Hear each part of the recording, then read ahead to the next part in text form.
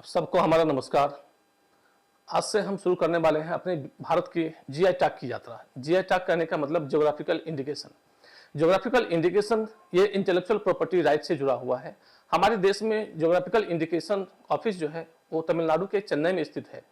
भारत में ऐसे बहुत सारे प्रोडक्ट्स हैं, वेराइटीज ऑफ प्रोडक्ट्स हैं, जिसमें कि स्वीट्स है, क्रैप्स है, क्रॉप्स है और भी बहुत सारी ऐसी चीजें हैं जिसको कि जीआई टैग मिला हुआ है। कहने का मतलब यह है कि ये उस एरिया को दर्शाता है जहां पर ये पर्टिकुलर चीज बना हुआ है, जहां पर ये तैयार हुआ है, वहां की ट्रेडिशन, वहां की कल्चर, इन सब को ये दर्शाता है। इसके साथ साथ जो भी वस्तु के ऊपर में जीआई सर्टिफिकेट या जीआई टैग लगा होता है वो उसके क्वालिटी को भी दर्शाता है, साथ ही साथ उसके अनऑथोराइज्ड यूज को भी ये प्रिवेंट करता है।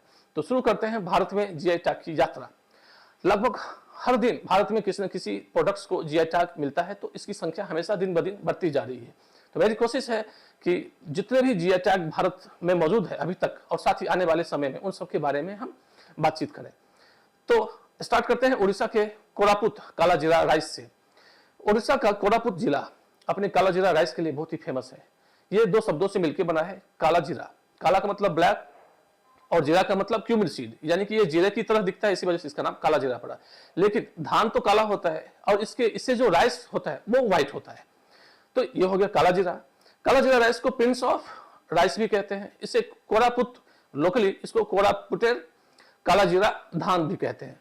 ये अपने हेल्थ न्यूट्रिशन के लिए भी काफी जो है सो पसंद किया जाता है। कहते हैं कि ये मेटाबॉलिज्म को बढ़ाता है, डाइजेशन को बढ़ाता है, साथ ही साथ मेमोरी को भी एनहांस करता है और डायबिटीज में भी काफी हेल्पफुल होता है ये चावल। इसके अलावा इसमें कहते हैं कि कार्बोनेटिव एजेंट भी मौजूद होते हैं जो कि पेट से संबंधित जैसे ब्लोटिंग है, गैसेज है, इन सब को भी ये दूर करता है।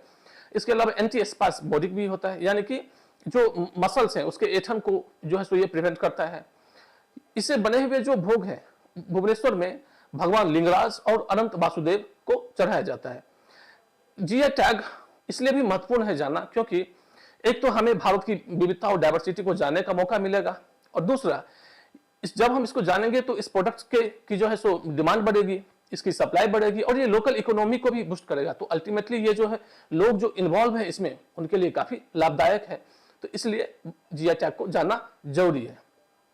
धन्यवाद।